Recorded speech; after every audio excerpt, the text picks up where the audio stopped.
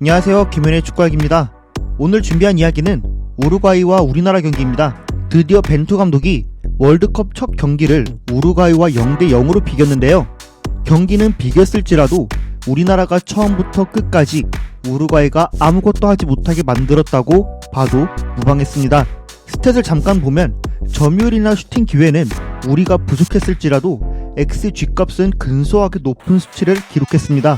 또 경기를 치루었던 발베르데는 전반전에 수비가 따라 붙어도 구멍을 찾아다니려 했지만 실패했다고 밝혔고, 고디는 수비의 빈틈을 찾을 수 없다는 반응을 보였습니다.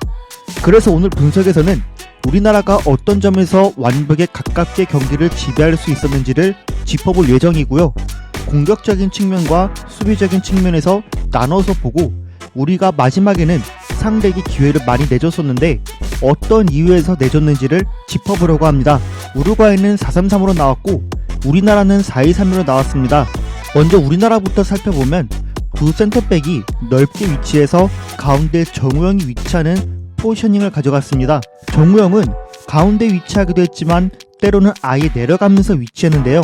이렇게 정우영이 내려가게 되었을 때 우루과이는 4-1-4-1 수비 형태에서 시작해 베시노가 전진하고 벤탄쿠르가 앞 공간을 채우는 4-4-2 형태가 만들어졌습니다. 이렇게 되었을 때 우리나라는 후방에서 3명의 숫자를 유지하면서 수적 우위도 가져갈 수 있었고, 특히 베시노와 수아레스의 포지셔닝 의도는 센터백들을 1대1로 견제하려는 의도가 있었습니다.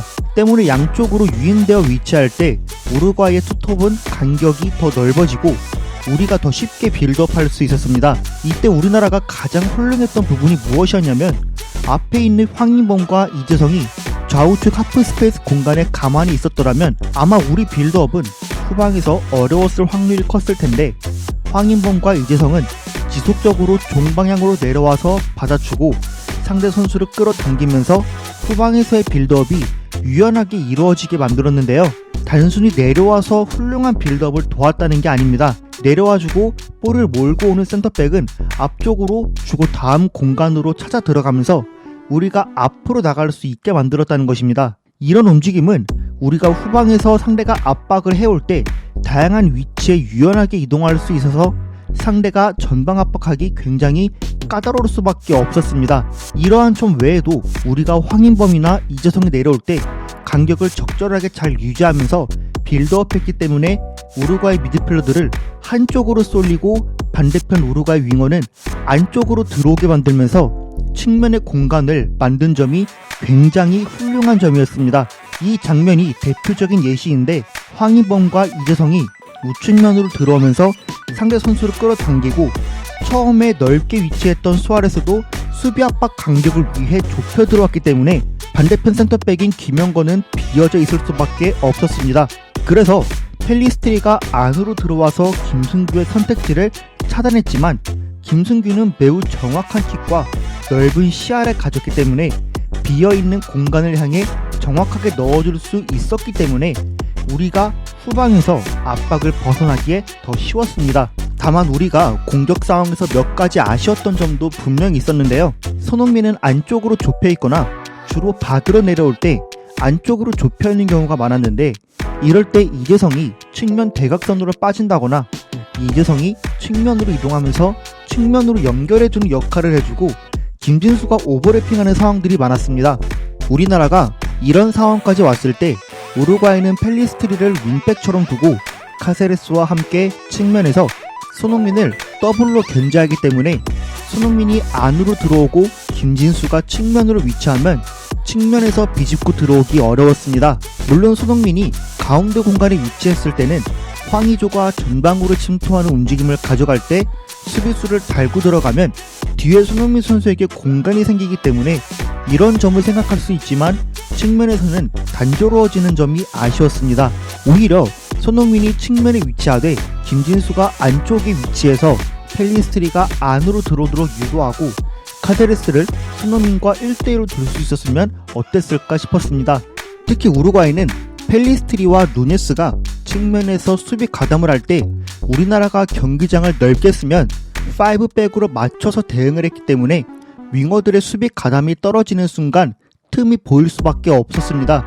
그래서 이런 상황처럼 누네스가 사이 공간을 내주면서 수비 가담이 떨어졌을 때 결정적인 기회를 가져갈 수도 있었습니다. 이 상황을 잘 보시면 페널티 박스에는 최대한 황인범이나 이재성도 안으로 들어와서 가담을 해줬기 때문에 측면에서도 우리가 충분히 수적 우위를 가져가면서 플레이를 할 수 있었습니다. 그럼 우리나라는 어떤 방식으로 수비했길래 우루과이가 아무것도 할 수 없게 만들었을까요? 우리나라는 4-1-4-1 수비 형태를 준비했습니다. 황인범과 이재성이 2선 자리에 위치한 채로 수비했는데요.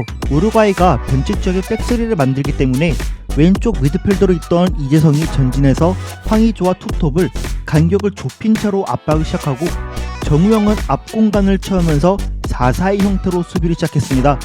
이렇게 되었을 때 우루과이는 후방에서 변칙적으로 백스리를 만들었는데 크게 두 가지 형태로 만들어졌습니다. 첫 번째는 벤탄쿠르가 두 센터백 사이로 들어가 카세레스가 윙백으로 위치하는 경우와 두 번째는 비대칭 포지셔닝으로 왼쪽 윙백은 아예 전진시켜 카세레스가 내려와 변칙적인 백스리를 구축하는 방식인데 결국 두 가지 방식은 모두 센터백의 전진이 잘 이루어지지 못했기 때문에 우측면에 있는 펠리스트리는 고립될 수밖에 없었습니다. 또 좌측 풀백을 비대칭으로 올렸을 경우에도 반대편 펠리스트리를 향해 전환하는 패턴들을 활용했는데요.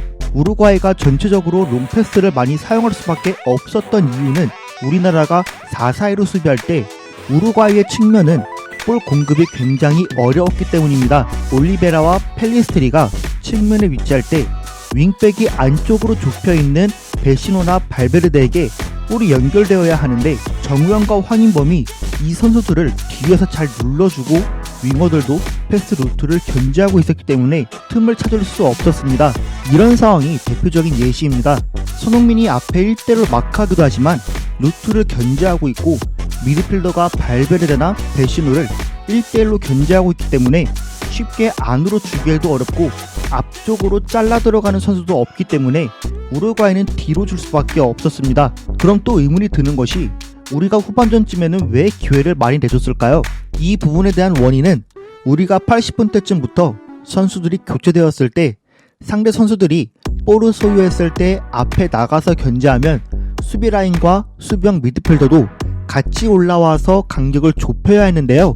이선과 수비 라인이 포지셔닝 목적이 다르니 중간의 공간은 크게 발생하고 수비형 미드필더가 혼자서 커버하기 굉장히 어려운 공간이기 때문에 카바니가 볼을 지켜주면서 내주면 세컨드 볼을 우루과이가 더 가져갈 가능성이 크기 때문에 기회를 많이 내줄 수밖에 없었습니다. 결국 우리나라가 전반부터 우루과이에게 빈틈없이 수비하고 공격 기회는 만들었지만 득점하지 못한 부분이 굉장히 아쉬울 수밖에 없었지만 그래도 세계 무대에서 훌륭한 경기력을 보였기 때문에 결과를 떠나서 미래에 더 좋은 축구를 할 수 있는 좋은 과정이기 때문에 결과보다 더 값진 걸 얻었던 경기였다고 생각됩니다. 제가 오늘 준비한 분석은 여기까지입니다. 재밌고 유익하게 보셨다면 구독과 좋아요 부탁드리고 여러분들의 경기에 대한 의견도 댓글로 남겨주세요. 감사합니다.